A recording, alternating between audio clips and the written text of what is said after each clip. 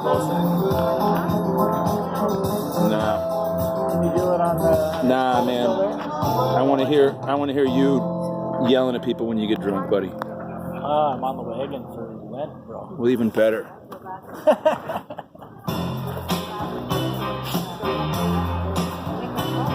Hey, you ready to do it?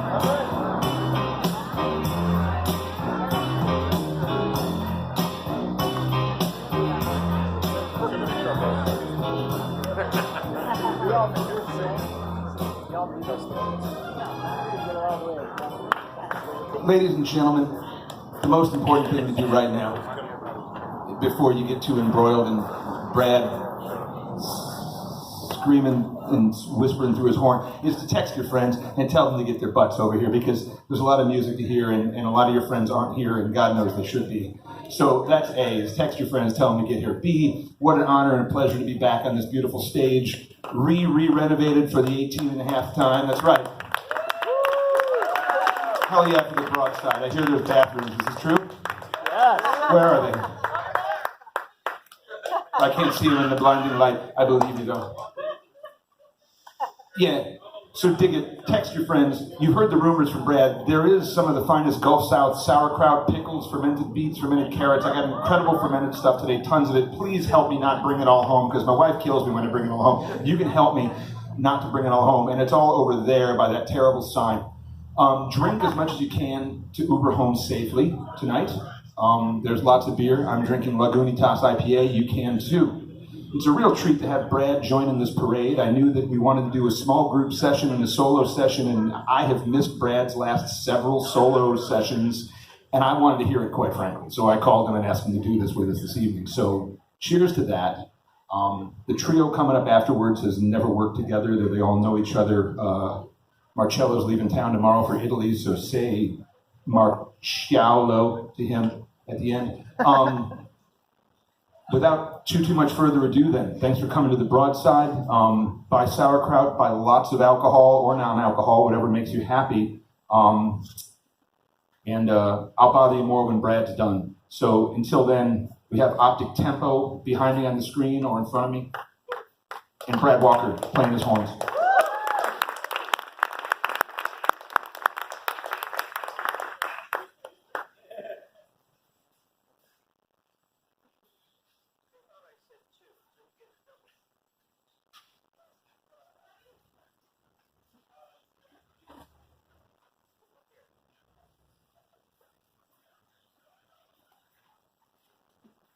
Thank you.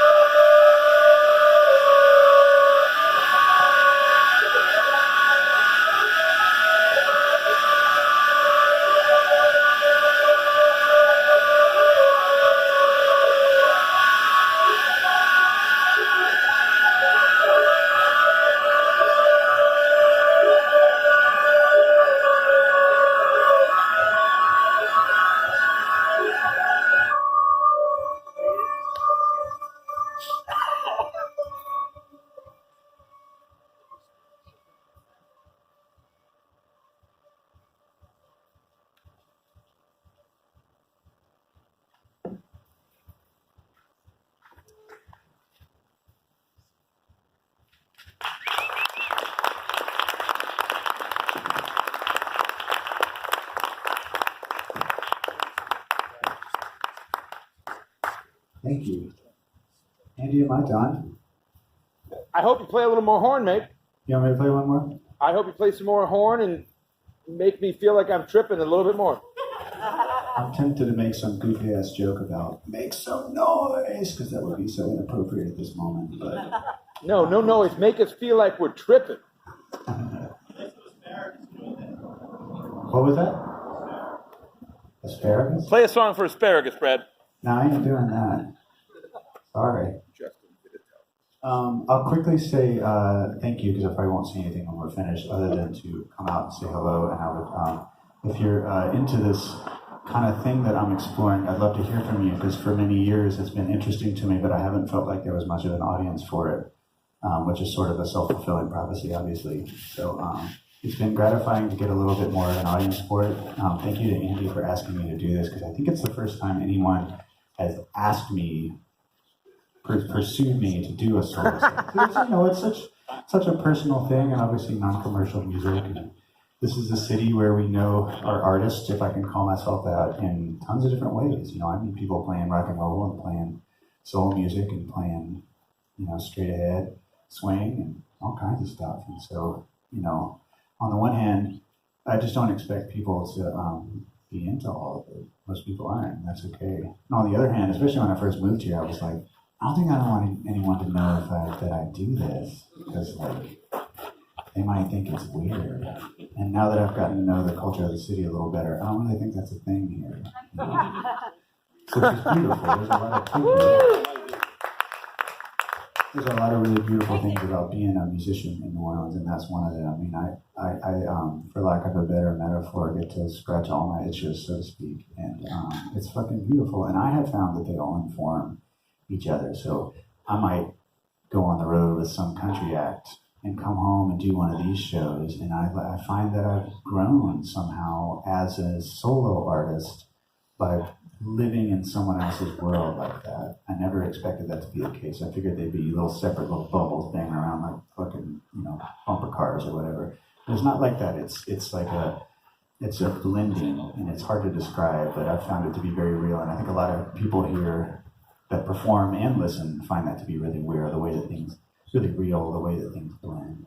So anyway, it's been nice to do this for you. All I really wanted to say about it, because a lot of you here have not seen me do this particular thing, not that that really matters, but just that it's just a chance to sort of express the moment as fully and honestly as possible for me. And I'm really glad that it reaches people, because I wouldn't assume that it would.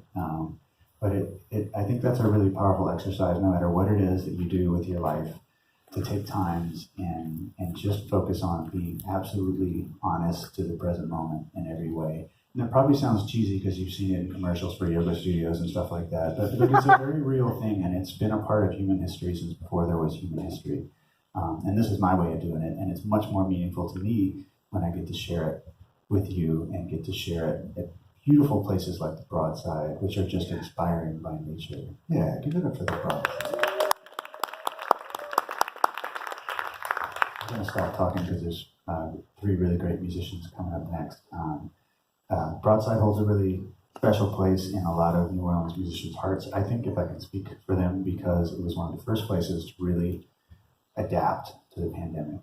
And it was a lifeline, both artistically and personally.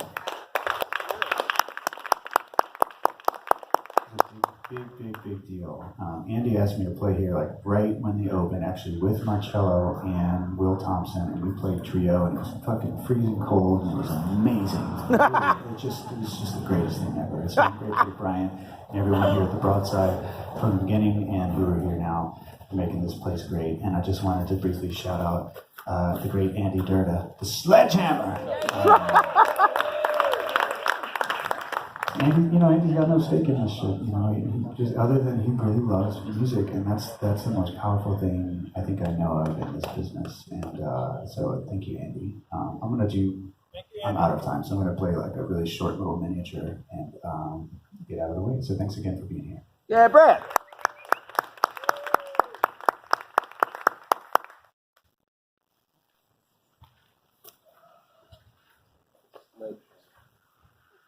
He named me that yesterday.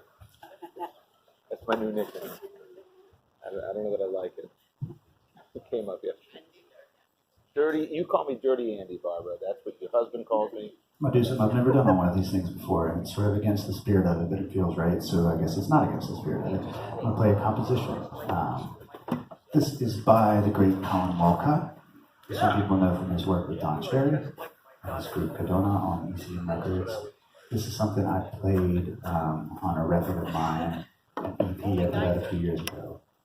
And I also played it at my grandmother's funeral, which happened just a month and a half or so into COVID. So it's a pretty vivid memory. It would be anyway, but it was a particularly vivid memory to play this beautiful piece of music in the cold and wind up in the North Carolina mountains with my entire family huddled around the grave with their masks on. And yeah, it was just a powerful moment. So I thought that'd be a good way to end this set, is to share a little bit of that moment with you. This is called Lullaby. Wow. Wow.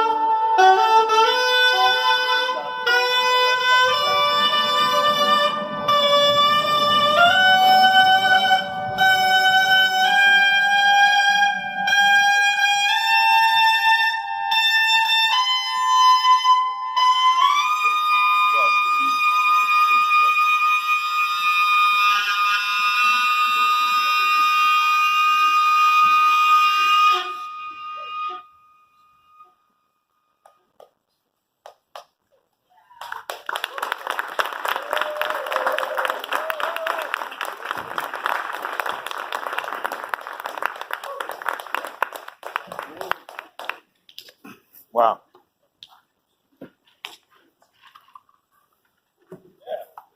Yeah, Brad. Thank you.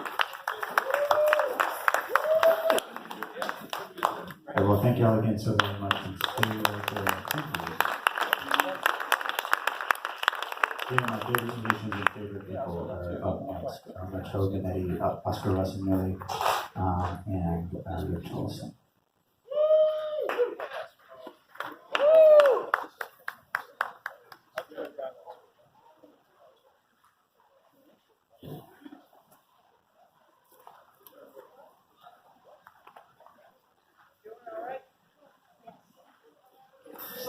Brad Walker, ladies and gentlemen.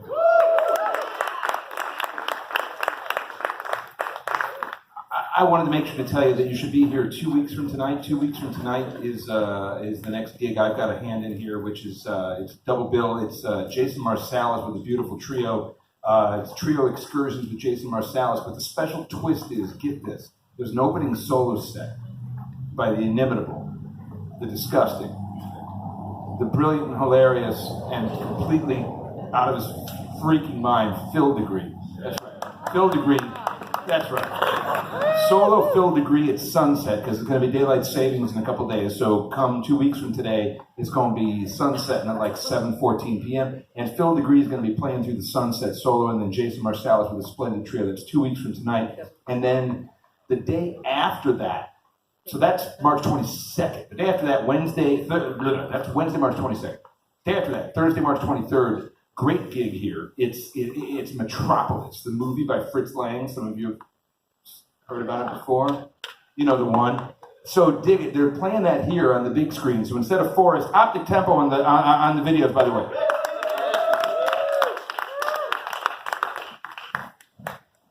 That was my job. I fucked up. Sorry.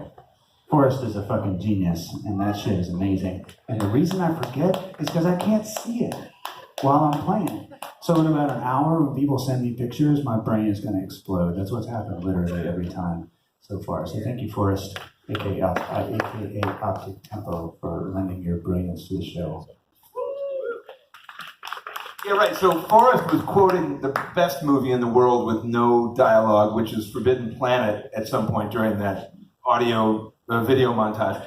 So the second best movie in history with no dialogue is Metropolis by Fritz Lang. And so 2 weeks and a day from tonight, Thursday, March 23rd, they're doing it here with 3/4 of the Nola plus James Evans. That's Mike Dillon, Jim Singleton, and Brian Haas, plus James Evans is playing live music here. You really should get a ticket for that in advance because they're selling like hotcakes. And then 4 weeks from tonight, that's Wednesday, April 5th, the Residents are here. That gig is like 2 years in the making specifically, and it's like 55 years in the making if you look at the Residents' history. So I don't even know the half of what the hell the Residents are up to, except I know it's like a slice, and it's like the wildest thing. So anyway, the Residents are going to be here. That's right, 4 weeks from tonight. Anyway, you see I've got an amazing sauerkraut display. Buy lots of drinks. I got all kinds of stuff over there. You should buy it. Please come to Eddie Tebby's memorial on Sunday at Tipitina's. Eddie Tebby. You guys know Eddie Tebby? God, I didn't know he had left 2 months ago. A lot of people have left lately. I lost both my parents in the last several months. We lost Wayne Shorter the other day. We lost David Lindley the other day. We lost the Wolfman. I was just thinking about Kevin O'Day and Carlo Nuccio. I just saw that Eddie Tebby left. I didn't know. We're celebrating him Sunday at the Tipitina's. One of the first people I ever met here. If you didn't know Eddie, I'm glad I did. He couldn't move as easily as everybody could, but my God, I don't know anybody that could dance as well as Eddie Tebby. He was a wonderful cat. I knew him from the minute I moved into this town 25 years ago. I'm really grateful. So anyway, we got Oscar Rossignoli on the piano, we got Rick Trolson on the trombone, and we got Marcello Benetti on the drums and the whistles, and they're going to start whenever they feel up to it. Please, before they start, go buy some more drinks. And please come back here in 2 weeks and every day before then. Thank you very much.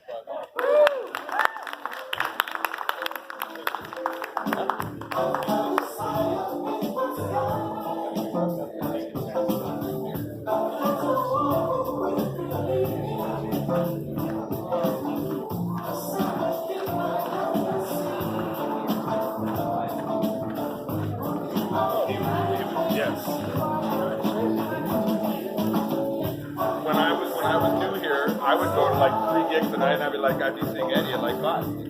Wow, man, you're really getting around.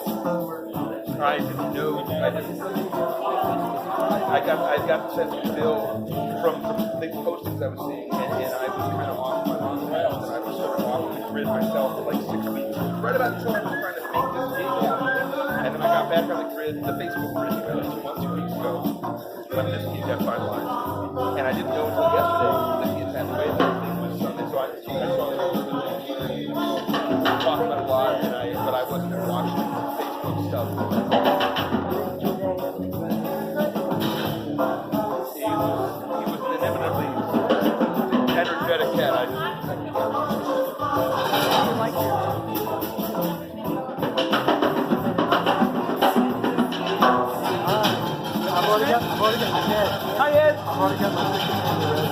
Cool, man. I think, yeah, I mean, they're. One, I don't know. The other day, I was like, how's it sound? They're like, oh, there's only like 100